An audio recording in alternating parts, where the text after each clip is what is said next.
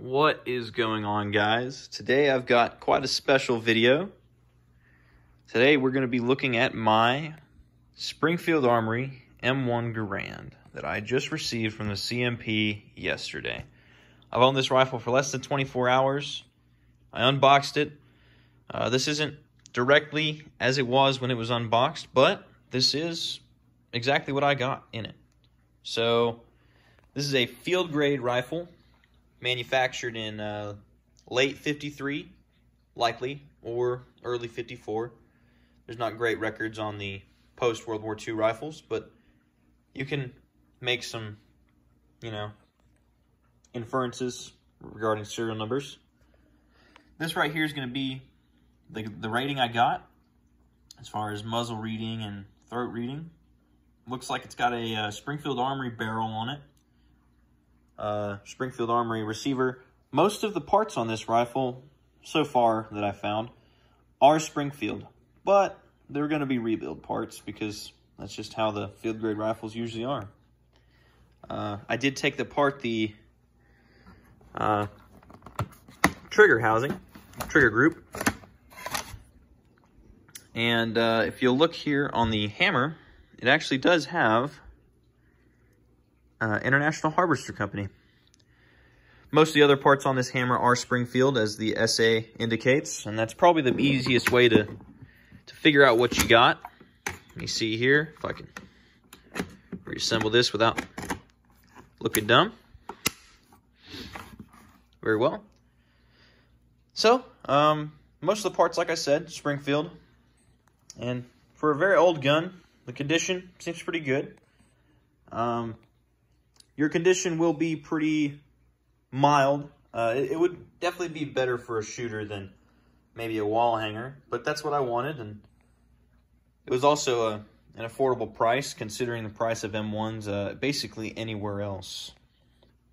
As far as what you're going to get in your box, you're going to get this very nice case that is, molded for the M1. You can keep it nice and safe. You're going to get your paperwork, you're going to get your manual, and you'll get one end block clip. Obviously, you're not getting ammo with it, but we'll talk about that in a little bit.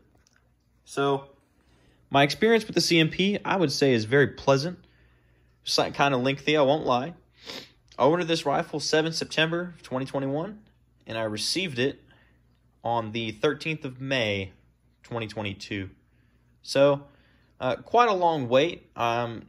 My assessment is that the rifle was ordered and placed on back order until they got one that met their specifications. Because that's just how they work. They get their shipments in and they grade them. They don't have a choice in what they look like when they come back. So I would like to say I'm very fortunate to get one. And I'm hoping that my process goes well for everyone else. I've got a buddy still waiting on his. He ordered his about the same time. So there is a reason that on their site currently they're not selling any more of the field grades. But that has, its pros and cons to ordering 8 months ago.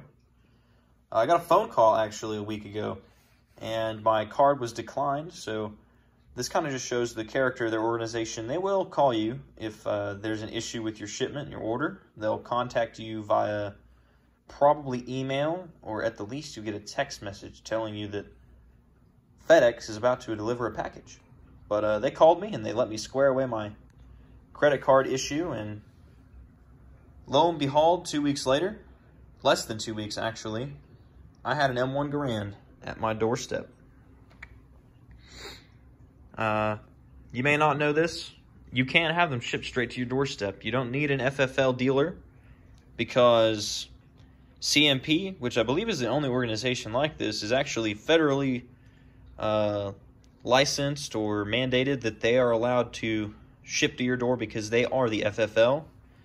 And their process for ordering these rifles goes through enough background information that they deem you qualified, and they're allowed to deem you qualified that way to own a firearm, which is just great. It's very cool. It's very interesting that that's the only place that can do that, as far as I know. Moving on to, I guess just what I want to do with this. I definitely want it to be a shooter, like I said. Going into the ammunition, obviously you don't get ammo with it. My first few rounds out of this rifle are going to be some core-locked 150 grain 30-06 Springfield. And I know that a lot of people have issues with ammunition because you definitely don't want to put over-pressured ammo through these rifles. So I'm going to shoot what I have here, which I've deemed safe through research online. But I would recommend that you look for M2 ball ammo. Now I know what you're thinking, because most people know M2 ball ammo is very well surplus. It's going the way of the dodo. It's very expensive if you could find it. But luckily, you're not out there alone. There's actually several companies making M2 ball that is Springfield M1 Garand rated, that it will not screw up your rifle or anything like that. And so far I've found that S&B and PPU make 150 grain M2 ball just like the World War II spec states.